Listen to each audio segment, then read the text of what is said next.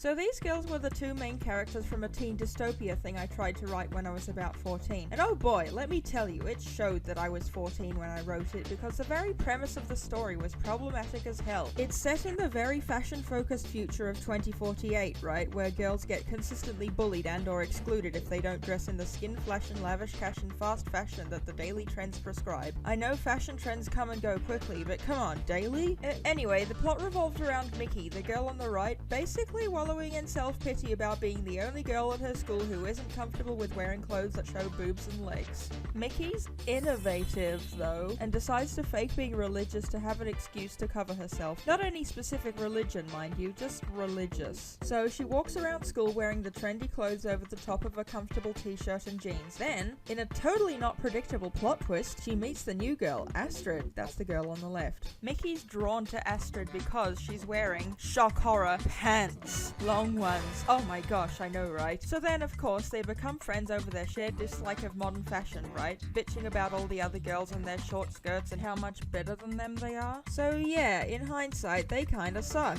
And on top of all that, Mickey might have been a self-insert character. So as you can see, my not like other girls complex was showing. But trust me, it gets worse. Astrid is a member of a secret society, a group of rebels who think they're fighting for women's rights, but they're really just a bunch of obnoxious conservatives who don't understand that others are allowed to have different opinions from them, and that some people actually like flaunting their bodies. But it gets way worse. These rebels have a plan to break into fashion shops and deface older clothes by attaching modesty fabric over the open areas. And shockingly, they get away with it.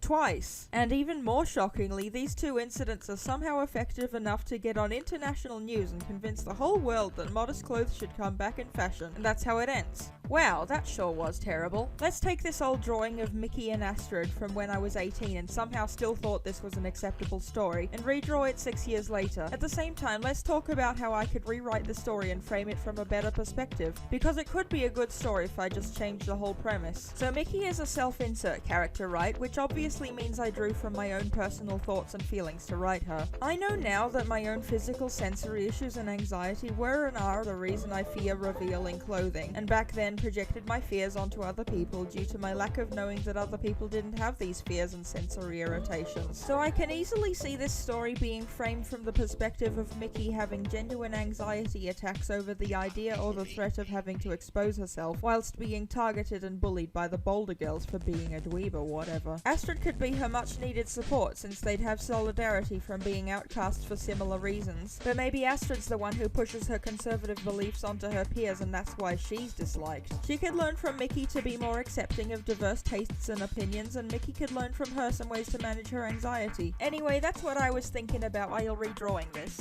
If you want to see some other cool art of the not like other girls trope being subverted and made wholesome and gay, go follow at Just Loving Other Girls on Instagram. I don't run it, but I think it's a great account. So here's the finished drawing. I spent about 6 hours on it and I think it turned out pretty good. Thanks for watching.